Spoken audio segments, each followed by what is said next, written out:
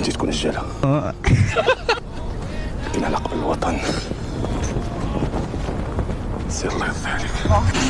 الأسد الشرعي في لايف عن المسيرة المزعومة بتحرير الصحراء من إسبانيا. يا إما رجع لعقله ولا يخمم بمنطق مثل كل الناس، يا إما راه مشومر وراه يساوم فيهم، لأنه في هذا اللايف أفرغ المسيرة من محتواها وبين أن لا قيمة لها، يعني رمزية. أيسمعوا مقتطفات كيفاش كان يبتز فيهم وعرقهم في هذا اللايف. يعني لو تدخلوا جزائريين كنتم ستقتلونهم، لكن الأسباني خذه بالأحضان ودخلوا خيمتك. يعني أنا أريد أفهم هذا الجزئية هذه. أسبانيا كانت تعلم بالمسيرة، يعني هل هناك تفاهمات على المسيرة نفسها بين الإسبان والحسن الثاني؟ بكل تأكيد. إذن هذه فعلا صفقة. هي صفقة موجودة. أنا بصراحة ما قاله الساقية الحمراء خطير جدا، أن هكذا تفرق المسيرة من محتواها تماما.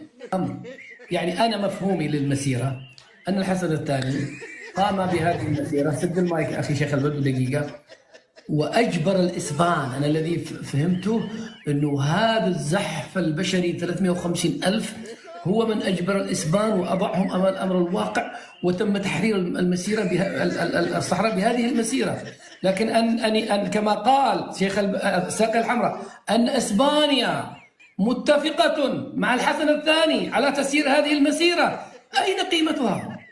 أنه في عدو الجزائر والإسبانيا المحتلة لم تكن عدوا، عانقوها. الراحل الحسن الثاني أخاك الإسباني عانقه.